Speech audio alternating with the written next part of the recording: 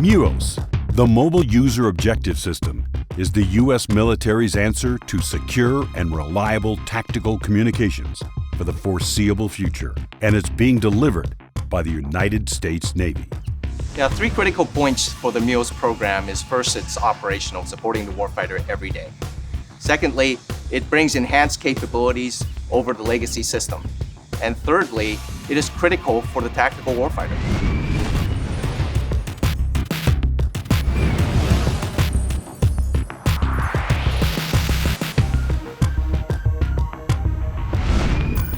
MUOS is a global system, and it allows the communicator to make a call from, say, DC to the Middle East, all in one system. That capability is brand new. And with that capability, it brings a lot of opportunity. Born from the need for stable 24/7 ship-to-shore communication that could be successful regardless of environmental and geographical conditions, the Navy is assigned the responsibility to provide this vast capability known as narrowband satellite communication. So from a space accomplishment perspective, MUOS-1 was the highlight of our effort at the time. But fast forward to now, with the launch of MUOS-4, we are going to deliver that worldwide coverage and communication service for the users. The nice thing about MUOS is that the ground system and the terminals contain all the switching and routing technology. The satellite remains unchanged over time, and we can allow technology insertion into the ground and the waveform over time to increase capability without having to make any satellite changes. The MUOS WCDMA is similar to technology embedded in smartphones all over the world. It brings many benefits and improved capabilities over the legacy SATCOM system. It is already being demonstrated in various environments and for many purposes, like worldwide broadcast, extending SATCOM to individual soldiers, and communications above the Arctic. The legacy payload we have on the MUOS satellites allow us that smooth transition to a newer, better MUOS capability. We are benefiting from that idea as we are providing the legacy channels for current user, and we are exploring all the capability that MUOS has to offer. Users with MUOS terminals can seamlessly connect beyond line of sight around the globe. MUOS's new smartphone-like capabilities include simultaneous crystal clear voice and video and mission data on a high-speed internet protocol-based system. The IP-based nature of MUOS allows network access to unclassified and classified networks. This network access for deployed tactical users will allow the exchange of critical situational awareness and targeting information. As a naval pilot, MUOS will really bring that expanded communications chain, will allow us to coordinate with those forward air controllers, those tactical controllers that need air support at a much greater range. So there'll be less time over the target area. We'll be able to get there, provide the support, and leave. With that smartphone comes the ability to introduce new applications, new ideas that haven't yet been envisioned by the warfighter. It's exciting to think about over the next 10 years how this system is going to actually be used versus how it was envisioned to be used by the original designers.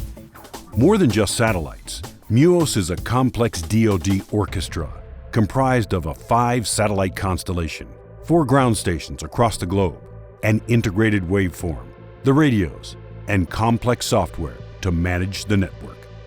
The mission of end-to-end integration is to bring together all of the systems that are required to deliver a MUOS capability to the warfighter. The MUOS program office was responsible for building the satellites and the ground systems and the software that programmed them, but other government program offices were responsible for delivering terminals and the teleport to connect MUOS into the global information grid. MUOS's design allows it to extend UHF communications further north and south on the globe than ever before.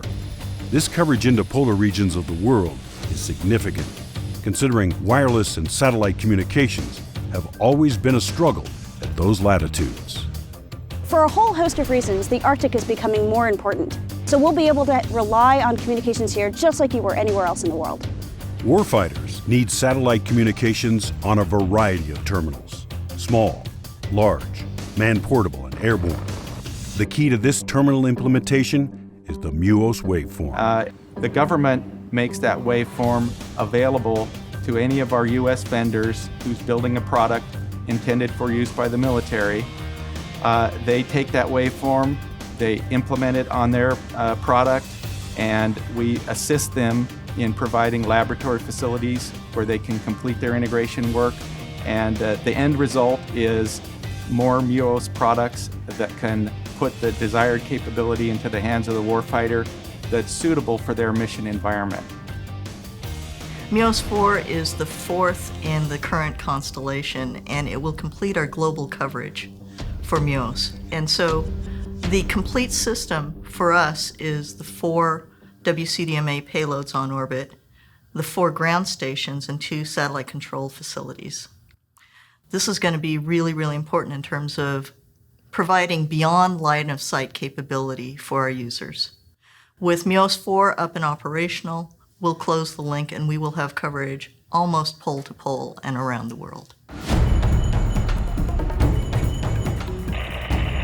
Assuring current capability, developing next-generation communication technology, launching the future. That rocket carrying MUOS-4 into space is like a giant flare, signaling to the users in the field that they're about to get an amazing new capability in their hands. The Navy has and will continue to deliver mobile, tactical satellite communications to the Department of Defense. Once operational, MUOS-4 will complete the MUOS network's near-global coverage, with MUOS-1, MUOS-2, and MUOS-3 satellites already on orbit.